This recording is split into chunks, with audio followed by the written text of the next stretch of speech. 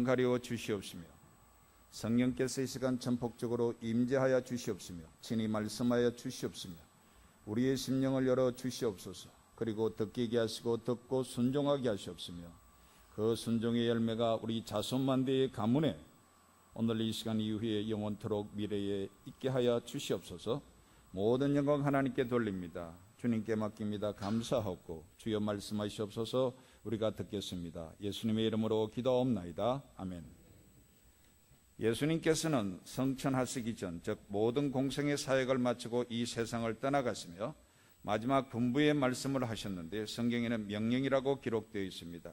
그 말씀이 오늘 본문 마지막 부분 말씀입니다. 저는 이 말씀을 따라 제가 가르침 받은 대로 지키는 수준 범위에서 여러분을 오늘 이 시간 주님의 명령대로 가르치고 지키라고 주님의 명령을 대언하고 싶습니다.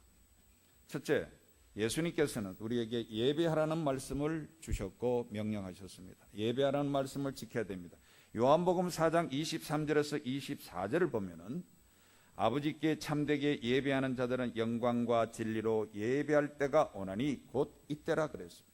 예수님이 말씀하는 그 이때 이후에 살고 있기 때문에 우리는 예수님이 말씀하신 대로 예수님께 영광과 진리로 예배할 분명한 때에 살고 있음을 알 수가 있습니다.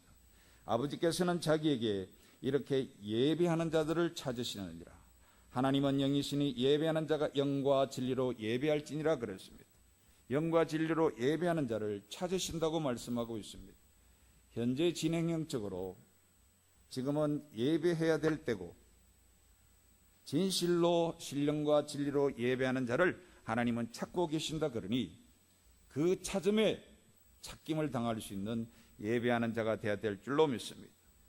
우리는 사무엘상 말씀에서 예배에 열심하고 즉 정성과 최고의 열심을 기울이고 신령한 성공에 이른 사람들의 실화를 볼 수 있습니다. 반면 즉 제사 예배를 만혈히 여겨 폐가 망신 멸문의 길로 그리고 평생과 자손 대대로 왕의 직분의 축복을 누릴 그 축복을 취소당하는 참 어리석고 참혹한 실패를 보여주는 한 왕의 실화를 알고 있습니다. 누구냐?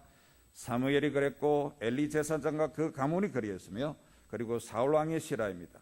여러분, 사무엘과 그 부모님 엘가나와 특히 모친 되시는 한나의 실화입니다. 특히 사무엘상 1절 말씀 중에 보면은 예배라는 단어와 제사라는 단어가 같이 나옵니다. 사무엘상 1장 1절에서 3절 부분에서 제가 필요한 부분만 발췌해서 읽어드리겠습니다. 엘가나라는 사람이 있었고 그 부인 한나가 있었는데 그들은 매년 자기 성읍에서 나와 집에서 예배한 게 아니고 자기 성읍에서 나와 실로에 올라가서 그때 당시는 다윗 임금 이후 솔로몬 이전이기 때문에 예루살렘 성전이 지어지기 전이고 그러니까 제사장이 머무르고 있는 곳 거기 오늘 성경에 보면은 그 두 아들 흠니와 비느하스가 제사장으로 있는 곳 실로를 성전으로 표현하고 있습니다. 자기 성읍에서 나와서 실로에 올라가서 만군의 여호와께 예배하며 제사를 드렸는데 이 예배라는 단어가 구약 성경에 정확하게 나오고 있네요. 만군의 여호와께 예배하며 제사를 드렸는데 엘리의 두 아들 흠니와 비느하스가 여호와의 제사장으로 거기에 있었더라 그랬습니다.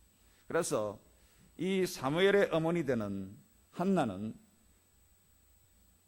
제사장 가문이 있는 실로에 올라가서 만군의 여호와께 예배하며 제사 드렸다고 성경은 말하고 있고 사무엘상 1장 5절 6절에는 보면은 하나님께서 그에게 임신하지 못하게 함으로 그가 또 그 적수인 버닌나가 그를 심히 경노게 함으로 괴로워서 하나님의 전 실로에 올라가서 열심히 기도했다는 사실을 알 수가 있습니다. 한나에게는 갑절을 주니 이는 그를 사랑함이라. 그러나 여호와께서 그에게 임신하지 못하게 하시니 여호와께서 그에게 임신하지 못하게 하심으로 그의 적수인 버닌나가 그를 심히 경노하게 하여 괴롭게 하더라. 여러분, 사무엘 부모의 특징을 다시 말씀드립니다. 실로 예루살렘 성전이 지어지기 전 즉 제사장 엘리와 그 두 아들 흠니와 비느하스가 있는 곳 실로에서 예배했다고 말하고 있습니다. 그리고 임신하지 못함으로 인한 고통을 여호와의 전 실로 성전에서 하나님께 예배하며 기도하기를 열심히 했다는 사실을 알 수 있습니다. 한나는 예배하기를 즐겨했고 아들 사무엘을 예배하는 최고의 유리점 실로의 성전에 뒀습니다. 후 사무엘은 하나님이 귀히 서는 선지자로 이 사무엘을 성전에 바쳤지만 사무엘 이후에 세 아들과 두 딸을 더 낳았다는 하나님의 축복하심을 받았음을 우리는 성경에서 볼 수가 있습니다. 반면 여러분, 가장 제사 드리기 쉽고 제사에 가장 큰 직분을 받았고 제사의 가장 요리점 위치에 있던 엘리의 가문은 그러지 못했습니다. 예배의 최고 요리점 어무점에 있었으나 예배적 제사를 제일 훼손하는 참혹한 죄를 지었기에 그는 멸문의 길을 갔음을 알 수가 있습니다. 사무엘상 2장 12절에서 17절에 엘리의 두 아들들은 행실이 나빠 여호와를 알지 못하더라. 참 이게 비극 아닙니까?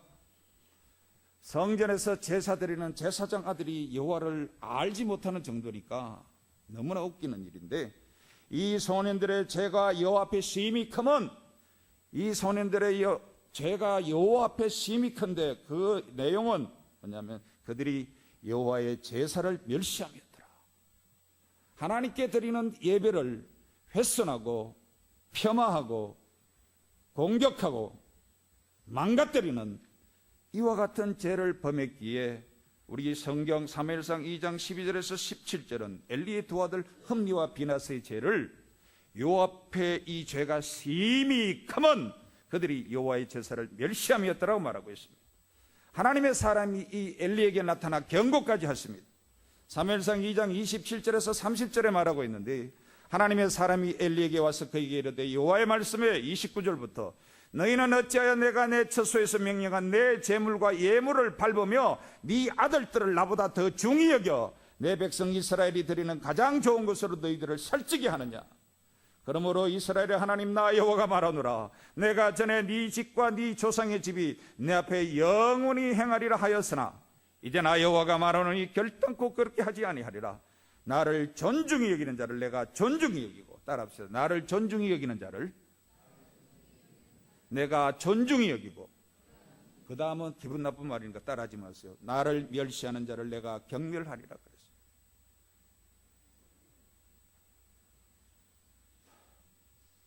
제사를 만요리 했기 때문에 요 앞에 죄가 심히 컸고, 하나님은 말씀하시기를 나를 존중히 여기지 아니하고 나를 멸시하는 자를 내가 경멸하리라. 그러나 하나님께서 사무엘에게 주신 나중의 말씀 중에 사무엘상 3장 13절을 보면은 내가 그의 집을 영원토록 심판하겠다고 그에게 말하는 것은 그가 아는 죄악 때문이니 이는 그가 자기 아들들이 저주를 자청하되 금하지 아니하였음이니라. 하나님 앞에 범죄했는데 하나님께 드리는 하나님의 최고 영역인 이 예배하며 제사 드리는 이 제사를 훼손하고 망가뜨리고 멸시하는 죄를 지었기 때문에 그것은 하나님을 경멸하는 죄라. 그래서 멸문의 길을 갔음을 알 수가 있습니다. 여러분, 우리 구약 성경에 등장하는 사울왕을 기억할 수가 있습니다. 사울왕이 여러 범죄를 저질렀습니다. 참 웃기는 짓 많이 했는데, 그러나 사무엘상 14장 13장에 제사장만이 드릴 수 있는 제사를 자기가 드리는 중대 범죄를 저질렀습니다. 우리가 생각하면은 여타 범죄에 비하면은 뭐 잠깐 그 사무엘 선지자가 안 오니까, 약속 시간에 안 오니까 하도 급해가지고 잠깐 제사 자기가 대신 드렸는데, 여러분, 성경은 사무엘상 13장 8절에서 9절 사울은 사무엘이 정한 기한대로 이레 동안을 기다렸으나 사무엘이 길갈로 오지 아니하며 백성이 사울에게서 흩어지는지라 사울이 이르되 번제와 화목제를 이리로 가져오라 하여 번제를 드렸더니, 그래서 자기가 번제를 드렸음을 알 수가 있습니다. 그런데 사무엘상 13장 13절에 사무엘이 당신이 범한 범죄는 이 정도의 참혹한 결과를 초래했다고 말하고 있습니다.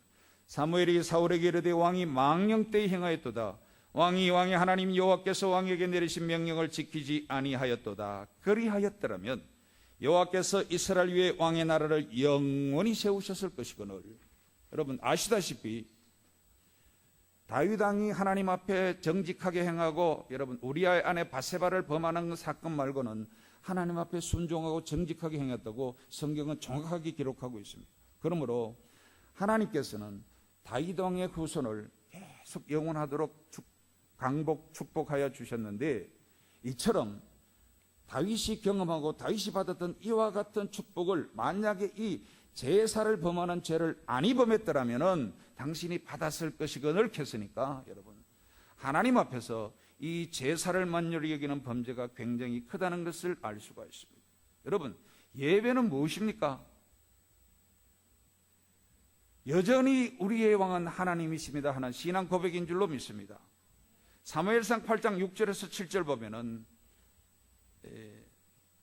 사무엘은 신령했는데 사무엘의 아들들은 좀 부족했나 봐요. 그래서 이스라엘의 장로들이 모여와가지고 당신이 살아있는 동안에 괜찮은데 이 아들들 보니까 도무지 신뢰가 가지 않습니다. 그러니까 우리도 다른 나라처럼 왕을 세워주십시오 그래 기도할 때, 저거 요청할 때에 사무엘이 기도합니다. 우리에게 왕을 주어 우리를 다스리게 하라 했을 때에 사무엘이 그것을 기뻐하지 않아야 여호와께 기도하며 여호와께서 사무엘에게 이르시되 백성이 네게 한 말을 다 들으라. 이는 그들이 너를 버림이 아니요 나를 버려 자기들의 왕이 되지 못하게 함이니라. 이스라엘 나라의 정확한 특징이 뭡니까? 신정 통치국가죠. 아브라함을 택하시고 아브라함의 아들 중에 12아들 12지파가 번성해서 이스라엘 민족을 이루는데 여러분, 그래서 하나님이 일방적으로 만나주신 민족이기 때문에 하나님이 직접 통치하는 민족이었습니다.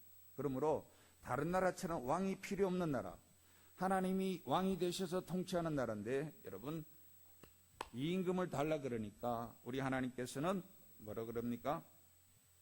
이는 그들이 너를 버림이 아니요 나를 버려 자기들의 왕이 되지 못하게 함이니라. 그래서 저는 이렇게 해석하고 싶습니다.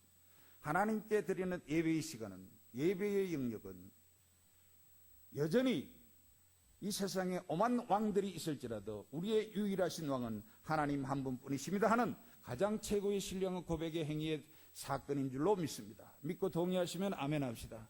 그러므로 하나님 앞에 이 예배를 굉장히 정성을 쏟아야 될 줄로 믿습니다.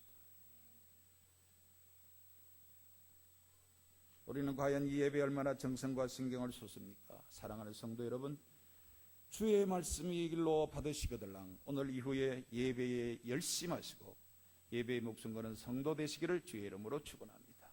주님의 명령이고 주님께서 우리에게 분부하신 말씀입니다. 가르쳐 지키게 하라 그랬기 때문에 부족하지만 저는 그래도 지키려고 노력했습니다. 새벽 예배까지 좋은 이웃교회에 있는 하여튼 예배라고 기록된 거는 한 분도 안 빠지려고 노력하고 안 빠졌습니다. 그랬으니까 여러분에게 내가 지킨 대로 가르치겠습니다. 여러분, 예배를 지키는 하나님 명령, 예수님 명령의 순종자 되기를 성부와 성자와 성신의 이름으로 축원합니다. 여전히 하나님은 우리의 유일하신 왕이십니다. 이 고백의 현장에 날마다 있어야 될 줄로 믿습니다.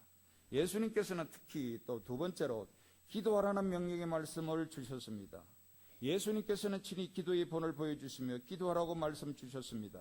마태복음 7장 7절에서 12절에 보면은 구하라 주실 것이요 찾아라 찾아낼 것이요 문을 두드리라 너희에게 열릴 것이니, 전지전능하신 하나님은 우리가 가만히 있어도 우리의 필요한 것 아시고 우리가 그냥 눈짓만 해도 우리의 구하는 의도를 아실 것입니다. 그런데 성경은 구체적으로 구하는 동작을 하고 찾는 동작을 하고 문을 두드리는 동작을 하라고 말씀하고 있습니다.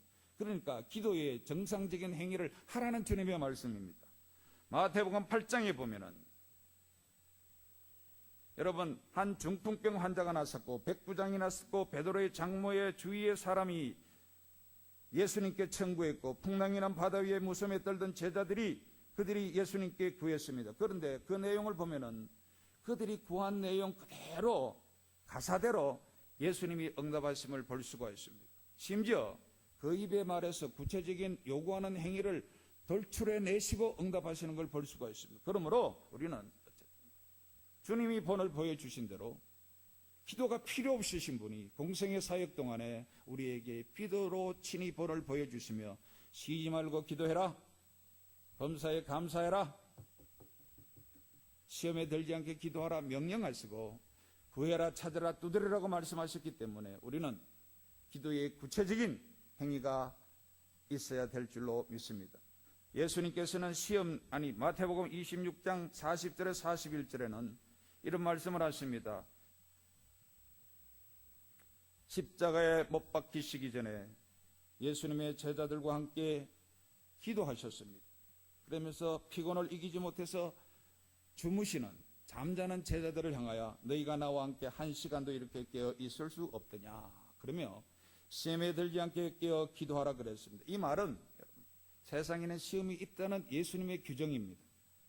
이 시험을 승리하고 이기기 위해서는 너희 하나님의 자녀들은 깨어 기도해라. 마음은 원이로되 육신이 약하도다 하셨으니 여러분, 마음이 원하지만 육신이 약하고 우리가 연약하니 우리는 기도해야 됩니다. 기도하는데 그렇게 돈이 듭니까? 힘이 듭니까? 환자도 누워서 기도할 수 있잖아요. 저는 그 남부복지관 예배를 인도하는데 요즘 참 신비한 경험을 하고 있습니다. 하나님께 저들의 영혼이 알아듣게 하옵소서. 옛날에 되게 산만했거든요. 요양사들도 안 믿는 사람들이 와가지고 그렇게 충돌이 일어났는데 어떻게 지금은 아주 순한 사람들로 바뀌어가지고요. 재미 좋은 게 그 불교 믿는 그 할매는 북 한번 티 나가 보고 들어다니고 그랬는데 오늘 보니까 다 앉아가지고 기도를 하더라고요. 그러니까 나도 기도했지만 그게 그 참 불쌍한 그 권사님 한 분 계신데 온몸이 마비된 분인데 그분한테 하나 이야기가 있습니다. 권사님, 누구서라도 기도는 할 수 있잖아요. 그렇기 때문에 기도는 우리의 비결이고 예수님께서 우리에게 주신 가장 쉽지만 그러나 가장 고귀한 수단인 줄로 믿습니다. 우리의 의무인 줄로 믿습니다. 예수님께서도 시험 전에 기도로 대비하셨고 여러분 초대교회 사도들과 초대교회 교인들의 기도 수준은 지금 우리 같은 수준이 아닌 것 같습니다. 금식하며 시간을 정해놓고 하루에 한 번 이상 정례적으로 정량의 기도를 한 것 같습니다. 추측컨대 1시간 이상 기도하지 않았나? 마태복음 4장 1절에 3절 그때 예수께서 성령에게 이끌려 마귀에게 시험을 받으러 광야로 가사 40일을 밤낮으로 금식하신 후에 줄이신지라. 마귀 시험 그거 별거 아니죠. 그렇지만 죄 없으신 인간의 모습으로 우리에게 성도의 본을 보여주신 거예요. 시험을 당하기 전에 마귀에게 시험을 당해 주시면서 말씀으로 물리치시고 그 전에 40일을 금식 기도하시며 공생애를 시작하시고 시험을 대비하는 모습을 우리에게 보여주셨고 마태복음 14장에 보면은 예수께서 즉시 제자들을 제쳐가사 자기가 무리를 보내는 동안에 배를 타고 앞서 건너편으로 가게 하시고 무리를 보내신 후에 기도하러 따로 산에 올라가시니라 저물매 거기 혼자 계시더니 그러면서 여러분 어쨌든 예수님께서는 기도하시고 난 다음에 풍랑이는 바다 위에서 고통당하는 사건을 해결하시는 모습을 볼 수 있고 사도행전 3장 1절 보면 제9시 기도 시간에 베드로와 요한이 성전에 올라갈새 그랬으니까 9시라는 기도 시간을 정해놓고 기도했음을 알 수가 있고 가이사라 고넬료 집에서 사도행전 10장 9절 보면은 베드로가 여러분 옥상에 올라갔는데 여러분 기도 시간 맞춰서 기도하러 올라갔음을 알 수가 있습니다. 이튿날 그들이 길을 가다가 그 성에 가까이 갔을 그때에 베드로가 여러분 바람 실라고 올라간 게 아니고 베드로가 기도하려고 지붕에 올라가니 그 시각은 제6시더라.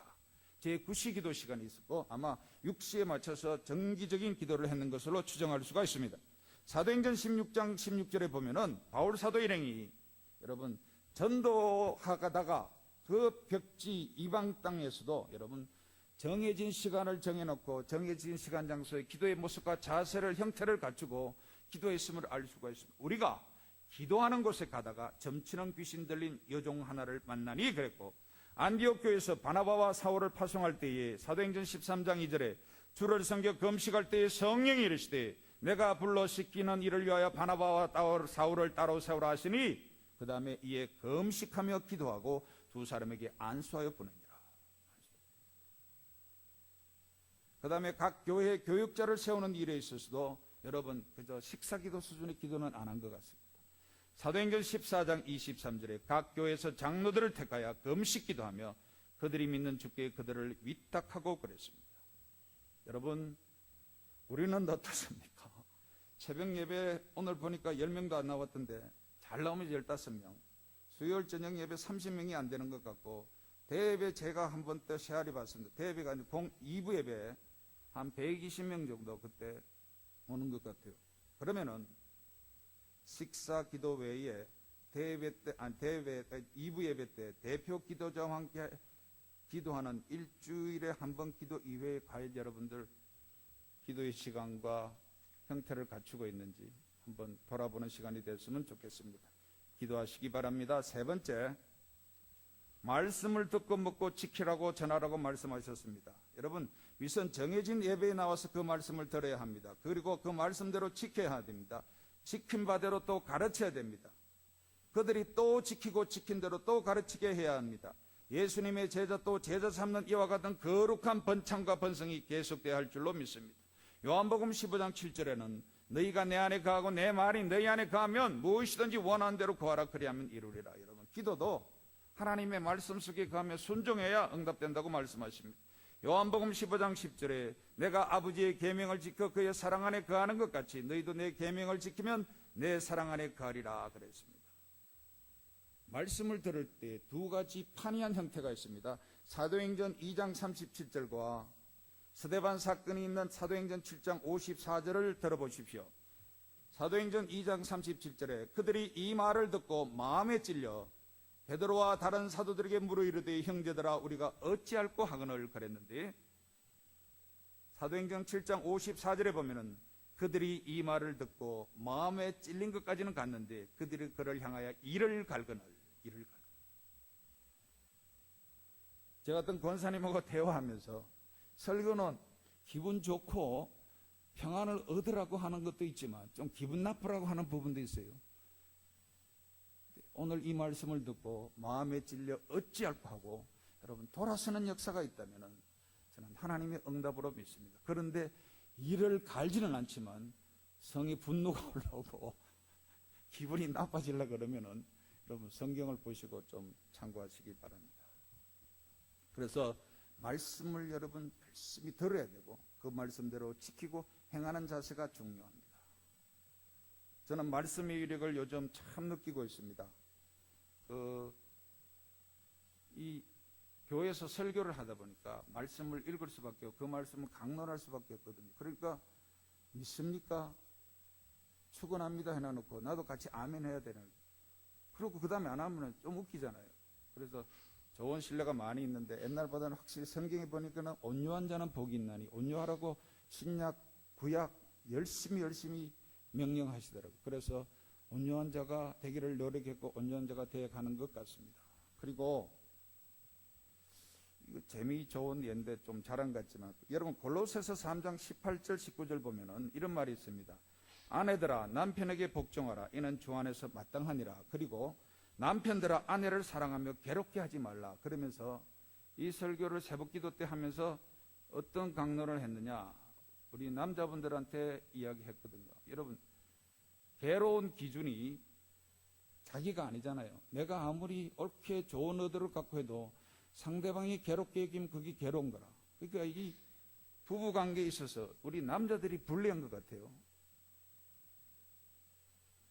아내들아 남편에게 복종하나 주 안에서 마땅하니라 이랬는데 남편들 아내를 사랑하며 괴롭게 하지 말라. 그러니까 여자분이 그냥 남자가 뭐라 그러면 괴롭습니다 이렇게 보면은 끝나잖아요.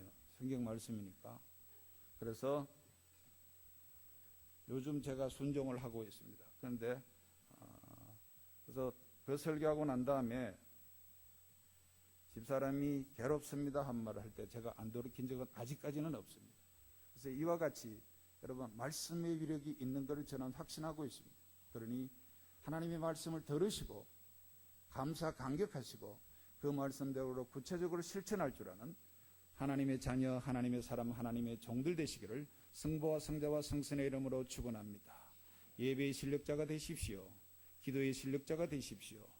말씀을 지키고 행하는 거룩한 실력자 되기를 주의 이름으로 다시 한번 축원합니다. 감사합니다. 찬송가 제가 두 곡을 부르도록 해놨는데 396장과 194장 1절 선창 안 해도 될 것 같아요. 잘 하시니까. 그래서 396장과 194장 두 곡을 연속해서 부르도록 하겠습니다. 전주가 있으면 바로 같이 부르시겠습니다.